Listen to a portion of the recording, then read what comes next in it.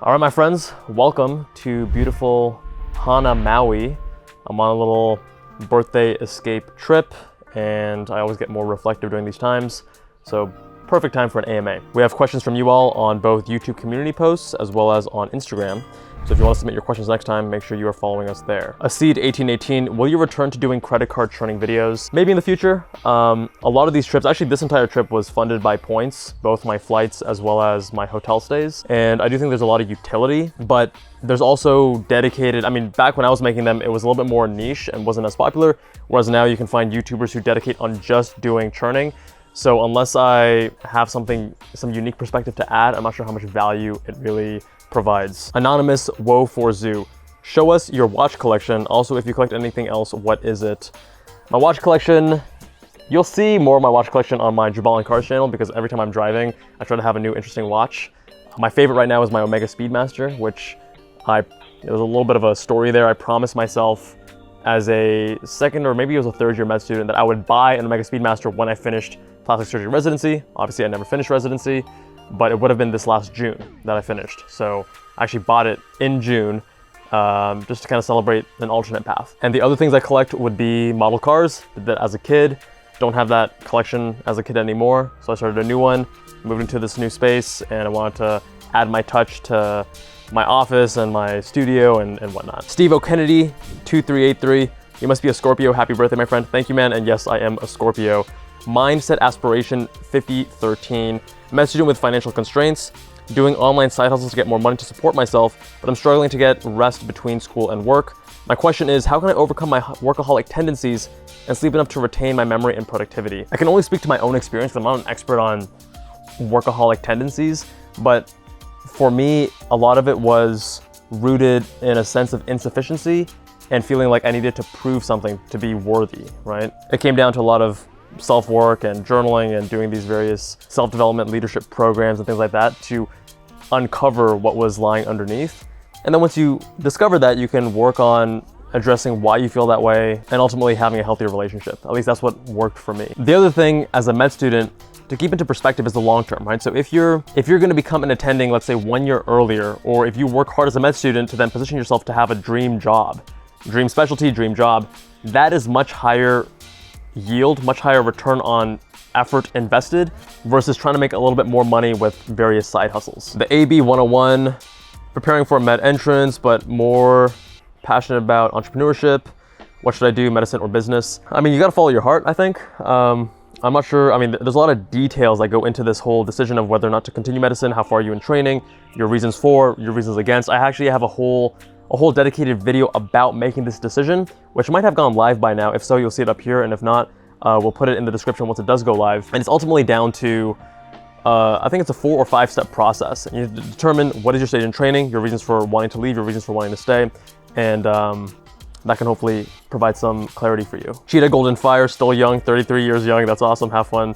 Thanks, man. Appreciate that. Stickman Gamer 9866. Question 1. Is embryology a good career in the USA? It's my plan B. Will interventional cardiology really take over cardiothoracic surgery? Will cardiothoracic surgery be a good career? And is psychiatry a good career in the USA? So first thoughts, these are very different fields, very different specialties. So interventional cardiology versus cardiothoracic surgery, yeah, that whole encroachment has been a discussion for decades, right? And there have been some changes there, but ultimately, I think any of these could be great professions, and it's more what do you want to do? Because if you love psychiatry, you probably aren't going to be the person that's going to love being a cardiothoracic surgeon. They're so different that you first want to get more clarity. Like watch our So You Want to Be series, we go through each of these various specialties, and then also shadow in real life. Dr. Riz K. What would be your biggest advice for surviving med school other than focusing on the 3 big fundamentals of exercise, nutrition, and sleep? Those are a great place to start. The other thing to keep in mind is that it's okay to have seasons in your life, right? Where it's okay to work a little bit harder and not have the perfectly balanced life right now for a couple years, or not even for a couple years, I should say.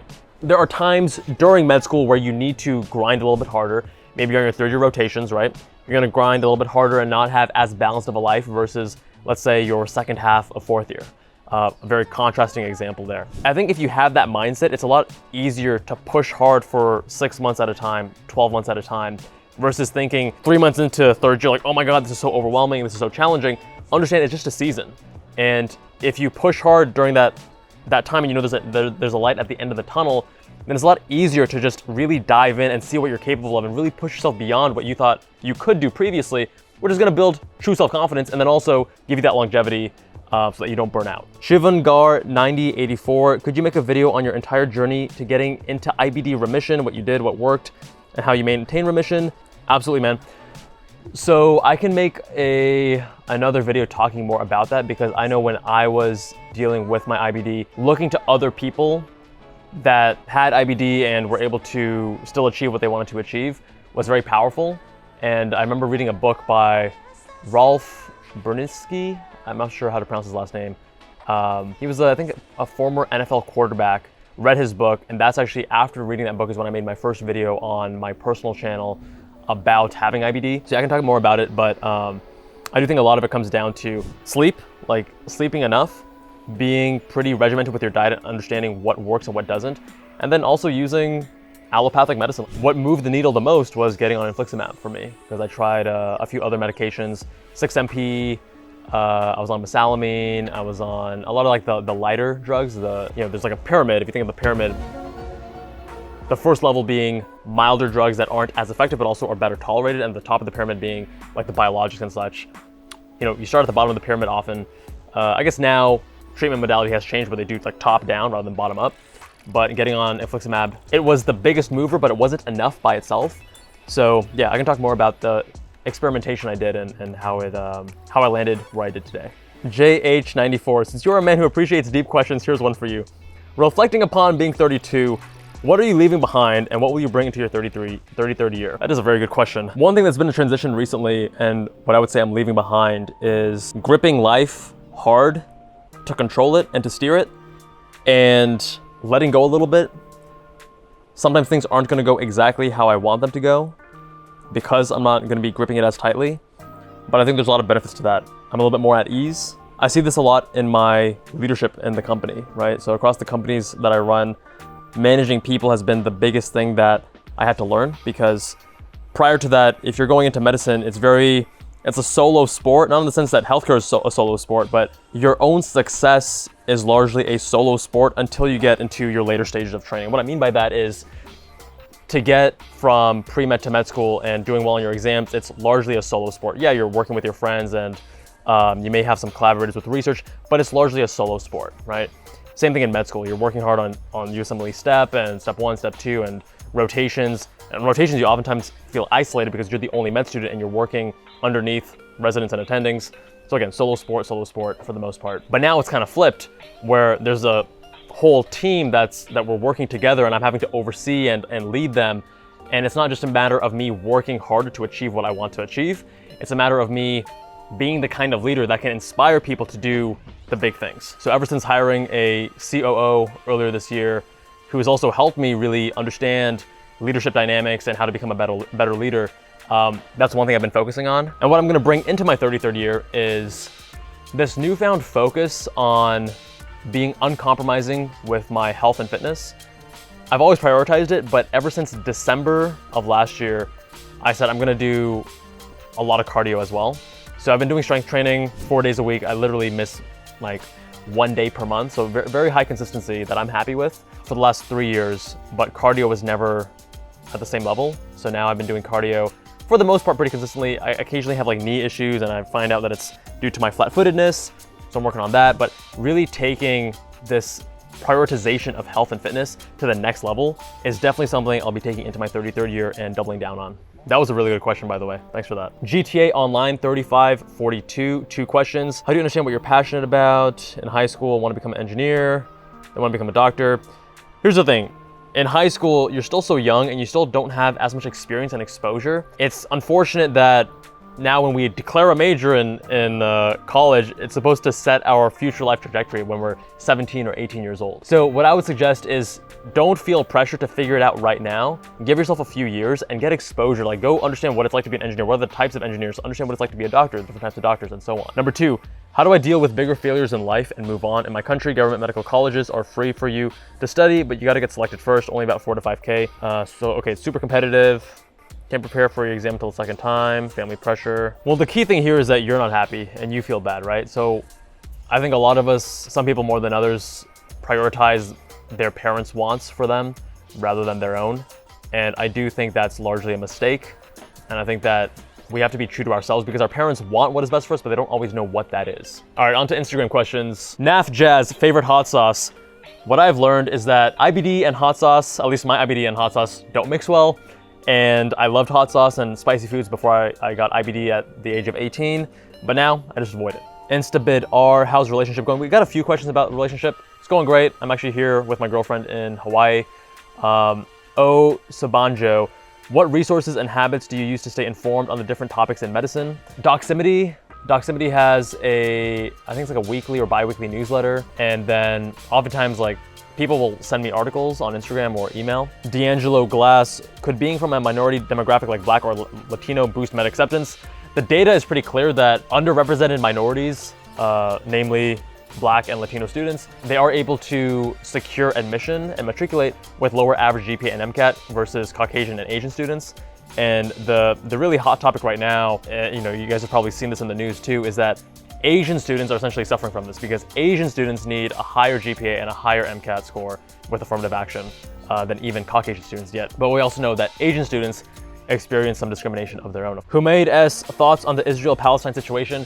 I think it's really sad. I think it's a tragedy. I think loss of human life, especially innocent people, is always, I mean, in this day and age, it's sad that it's still happening. But I am someone who's not well informed on the situation, so I'm not going to comment on it because I don't have anything intelligent to say. There are people who are experts who know a lot more that can talk about it, and I think the world would be a much better place if people who don't know shit about a situation keep their mouth shut.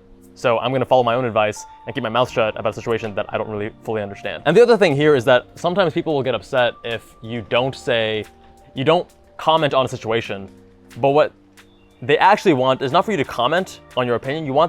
They want you to comment to agree with their opinion and their stance, right? So I've experienced that previously a few years ago with other things. And yeah, I'm just gonna stay out of it. Thoughts on the fee-for-service model of medicine? There's another one about private equity-backed hospitals. There are, of course, a lot of issues with the current medical system in the United States. There are obviously a lot of things it does not do well. And I think a big part of that is the lack of clarity when it comes to pricing and cost of things. And we can probably discuss that in a separate video on the Medical Insiders channel. I think it would be more fitting there. Ryan Hater 05, what's the most regretted life decision you've made from childhood to now? Nothing really comes to mind. There are a lot of small things that are embarrassing or I'm like, oh, that was dumb. Nothing that I'm like, oh my God, I can't believe, like, why did I do that? I think beginning of college, I drank way too much alcohol. That was really stupid. A couple nights where I blacked out and totally unnecessary. I was pretty dumb. Yeah, that's the first thing that comes to mind. Nothing else that's really major. But that's less because I didn't make stupid decisions as I clearly did, like with blacking out and stuff like that. But it's more that you can be the author of your story and then decide how you choose to interpret events. So you can choose to assign meaning to getting IBD or, the various challenges that come to your life. You ultimately are the one who authors the story. Legerity DPS, specialty with sexiest nurses, asking the important questions. It's gotta be emergency. TRPZ 224, how does it feel to be turning 43? Honestly, pretty good. Getting old is a lot more fun. It's way better than what most people say. Shadera Agwu, will we ever see your baby girl? I'm gonna prioritize privacy because especially as the channels have grown, there's just been a few situations and it's probably best just for everyone's safety and comfort and peace of mind to maintain anonymity. Jeffrey from MIA, what annoys you about the pre-med community? One thing that's kind of unfortunate about the pre-med community is that for the most part, I think people want to be helpful. I think occasionally you'll see gunners that want to bring other people down. I remember one gunner gave me the wrong answer to a chemistry lab question in college. Silly. I actually remember seeing this guy not getting into med school. And I was like, karma, right? Silly stuff like that. And the other thing that you see more online is pre-meds by definition don't understand the med school admissions process because they haven't gone through it, right? But oftentimes they'll be giving advice to other pre-meds, acting as if they know with certainty as to what is true, what is not the best course of action. And sometimes the advice can be harmful. And sometimes they're just parroting advice that they heard from their pre-med advisor. And we have a whole video on that as to why you should be careful of pre-med advisors' advice. They're great for, figuring out your coursework.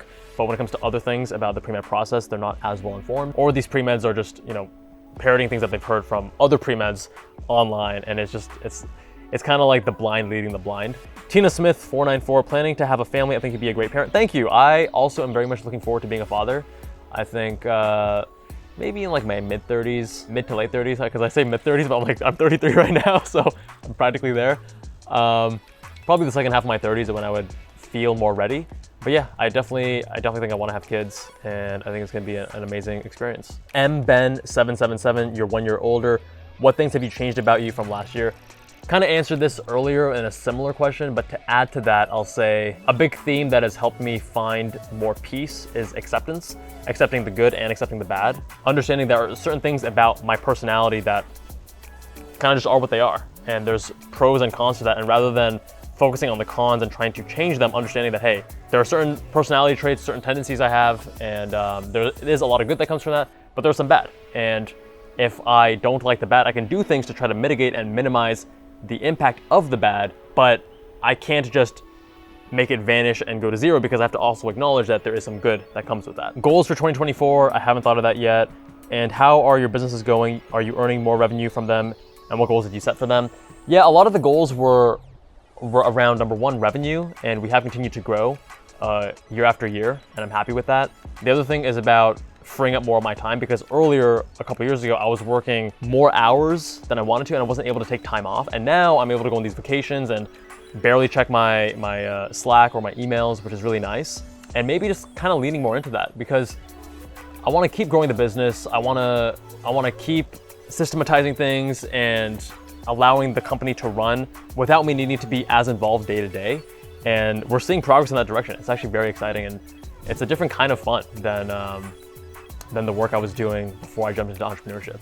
Quick detour to the studio because someone asked about a holiday gift guide, and since this video is coming out in December, figured it'd be a good time to address these. I'm no expert on holiday gifts, but I'll tell you what I've enjoyed, and hopefully this gets you some ideas for the person that you're buying holiday gifts for. So under $50, I'm gonna die on the hill that tea is better than coffee, and I have whole videos on why that's the case. If someone hasn't jumped aboard the tea train yet, I recommend starting with Peak Tea, because they have these powdered packets that are still very tasty. I love their oolong, mixes in hot water or cold water if you want, cold tea. And that's a good place to start. If they already like tea and they know the whole process of brewing loose leaf tea, which is a little bit more involved than just dropping some powder and mixing it, right?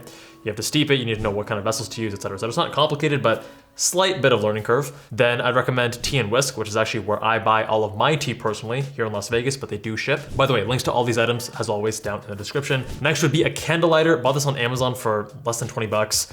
And the reason I like it is that the butane ones that I got from Costco, they run out after some period of time, but this one, it's electric, you can just keep recharging it, cheap, easy to use, looks super sleek. All right, 50 to 100, the first is gonna be these Zwilling steak knives, comes in a nice wooden box, got it on Amazon for, actually I think it was a little bit less than 50 bucks on sale. Maybe it's normally slightly over 50 bucks, but I think it looks more expensive than it is. Nice quality, cuts well, I'm a fan. Next up is gonna be air tags, especially if the person you're buying the gift for tends to lose things or be forgetful. Another one I've been enjoying recently is this Shabu Hot Pot for I think 75 bucks on Amazon. It has a divider, you have 2 different compartments and you can have 2 different broths. Hot Pot is super healthy. You just put a lot of meats and a lot of vegetables and you have this tasty broth. I'm a fan. I've used it at home myself a few times. And the last one I've been getting into is like cooking knives and the sharpening stones. So all knives need to be sharpened eventually. And the sharpening stones, I think they were originally from Japan. You have different price points. I've gotten some from between $30 to $80 and they have different grits. And I'm not an expert on this by any means, but something I've spent the last few months learning is how to actually sharpen knives the old-fashioned way. And it's fun. It's like this manual process, and many of us, we enjoy working with our hands, and some of us don't get enough of handiwork in our lives. So knives for when you're cooking, and then sharpening to keep them as sharp and safe as possible. And then over 100. So I love, love, love sparkling water. Sparkling water and tea are like my 2 go-to drinks. And the Arc Carbonator 3 is, I'm convinced, the best looking carbonator. It also works well. I think a lot of carbonators work more or less the same. It still uses the same SodaStream CO2 canister, but it looks so good. A big reason I didn't get the SodaStream is because it's plasticky, doesn't look that great in the kitchen aesthetic I'm going for. So the Arc 3 looks fantastic, functions well, and I have this super tasty carbonated water without having to go buy Topo Chico every other day. Next is gonna be a watch. You have watches at different price points. I wear 2 watches because I'm weird like that. I don't actually like the Apple Watch. I think From an aesthetic perspective, I think it's incredibly ugly, but it has some useful data that I find useful. So I wear one on my right wrist, and because I actually enjoy watches, I wear whatever cool analog watch on my left wrist. This is a Seiko SN-DD87, which new was around 150 or 200 bucks. You can probably find it used now for a similar price point. And I have it on this brown leather NATO strap, which I enjoy. I like chronographs a lot because of the automotive significance. And my favorite watch would probably be my Omega Speedmaster, but that's a much higher price point. This will probably be my second favorite watch. And speaking of automotive significance, if the person you're buying a gift for loves cars or those types of experiences around cars, then I think going to the track, getting a track day experience, maybe rent an exotic for a few laps or just rent a cool car for a few hours or a day would be a lot of fun. They're definitely not gonna forget that. If I was younger and had that as a gift, I would be over the moon. And lastly, for the health nuts, I would say a CGM. I've worked with a lot of different CGM companies. I actually really enjoy Levels. They've been a longtime partner and I love their app. It's really easy to use. And even to this day, despite the fact that I've been wearing a CGM almost every day for a few years now, I still learn things very frequently. I was traveling recently to San Diego and Hawaii, and when I'm eating foods that aren't my regular foods, there's a lot more room for interpretation and experimentation to see what works and what doesn't when I'm eating it. And that's it for the holiday gift guide. All right, camera keeps overheating outside, so we're now inside. A few more questions. Madeline May 123, you have stated how you had a porn addiction and beat it. Can you talk more about that? I never had a porn addiction. Not sure where you got that from. I did NoFap in med school just as a way to practice discipline and increase energy levels and like whatever the benefits were there. Amit Sarkar, are you interested in guys? No. Mohammed Strace, how can I match into plastics if I'm not the best student? MS2. Research and letters of recommendation are gonna go a long way, and you don't have to be an amazing student. However, I'll also say that identifying as not the best student is not serving you. Instead, what you need to reframe that as is you haven't developed the study strategies and skill sets and habits to be the top performing student that you could be. So I would focus on that. And we have a whole playlist on the Med School Insider channel about study strategies, how to use the evidence-backed study methods to really boost your performance so that you can be the great student that you want to be. Baylor Wiggins, who was the first YouTuber you remember watching? The first time I started consistently watching YouTube was with this channel called Fastlane Daily. It was all about car news, and it was every single day, 10, 15 minutes, and I would watch that in med school, actually. I was watching YouTube before that though. I think before that was Engineering Explained in college. Senior year of college, I remember watching a lot of Engineering Explained, and he's also car guy, talks about a lot of the engineering and physics behind various things in cars, whether it's the engine or handling dynamics, things like that. So those two stand out. Carl Tebbs, how would you reform residency if you were the decision maker at WAMC or ACGME? The first thing that comes to mind, this is probably a whole video topic in and of itself, but the first thing that comes to mind would be focusing on the education, I think would be improve the quality of our physicians and also reduce a lot of the issues we have with burnout and all that stuff. And that's it, my friends. I'm gonna go play some golf now, if you'll excuse me. Thanks for watching, much love. See you in that next one.